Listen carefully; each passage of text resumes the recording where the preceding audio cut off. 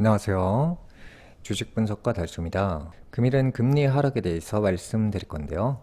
금리가 하락했을 때 투자하기 좋은 종목들도 몇 가지 말씀드릴 건데요. 기본적으로 금리가 하락한다면 돈의 가치가 하락하고요. 물건의 가치가 상승합니다. 예금의 인기는 식고 투자 열풍이 붑니다. 여기서 중요한 포인트는 많이 오른 물건은 제외합니다. 미국 주식처럼 거품인 것은 제외하고 부동산처럼 한정적이지 않고 무제한적으로 생산하는 물건들은 폭등하기 어렵습니다. 아파트의 생산 속도가 돈을 찍는 것만큼 얼마든지 늘릴 수 있기 때문에 부동산은 오른다고 해도 일시적일 겁니다. 국내 주식처럼 저평가되어 있는 것들 중에 그동안 수혜를 받지 못했거나 많이 하락한 종목 위주로 상승합니다. 은행에 돈을 넣어도 이자가 거의 없다면 저평가되어 있는 물건이 상승하게 됩니다. 유망 업종 중에서는 투자를 받아서 성장하는 게임주, 제약, 바이오, 인공지능, 여기서 반도체가 아니고요. 인공지능 프로그램 개발사, 그 다음에 로봇, IT 관련주가 유망합니다. 일단 종목을 말씀드리기 이전에 금리가 상승할 때는 어떻게 달랐는지에 대해서 간략하게 말씀드릴 건데요. 만약에 금리를 최대한 높게 말씀드려야 이해하기 쉽기 때문에 금리가 50%라면 1년 뒤에 만원의 가치가 15,000원이 된다는 약속을 하는 겁니다. 돈의 가치가 1.5배로 상승할 것을 암시하고요. 금리가 높다면 돈의 가치가 높아진다는 약속이기 때문에 돈이 귀한 대접을 받습니다. 목돈이 귀해지는 건데요. 전세자금 대출을 받아서 이사를 하지 않습니다. 그래서 이제 전세 물건들이 하락으로 이어집니다. 집을 보유하지 않고 팔고 예금으로 몰립니다. 주택 가격의 상승보다는 이자가 더 높은 값이기 때문에 사람들이 이제 매매나 전세를 꺼려 합니다. 그래서 이제 관련 시세가 하락으로 이어지고요. 여기서 포인트는 이제 고금리 시대 때는 대형 평수에서 소형 평수로 이동하는 현상들이 나옵니다.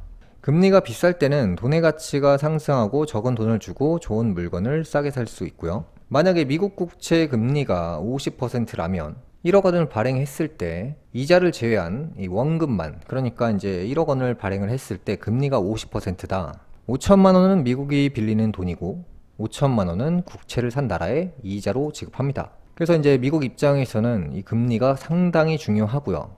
금리를 쉽게 못 올리는 이유가 국채를 계속해서 찍고 있는데 이자를 주다가 이제 미국이 어려워지기 때문인데요. 진짜 문제는 이제 금리를 내린다고 사람들이 좋아하는데요. 물가가 또 다시 폭등할 겁니다.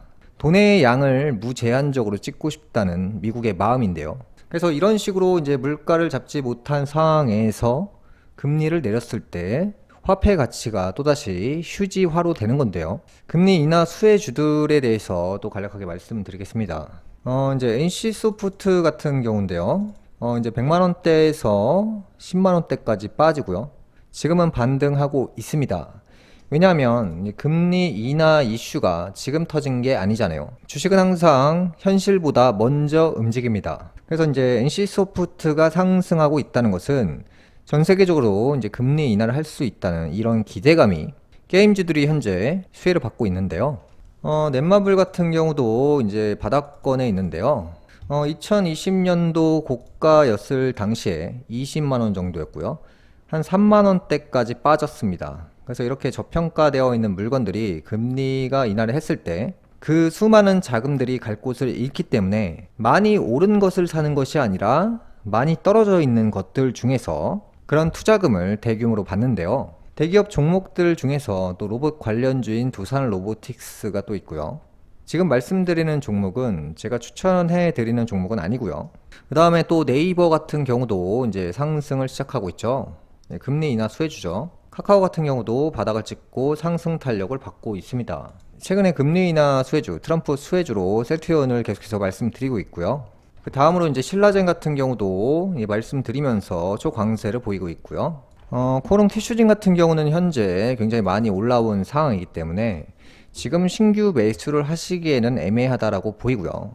지금은 티슈진이나 신라젠 같은 경우 신규 진입을 하기에는 약간의 무리수가 보이고요.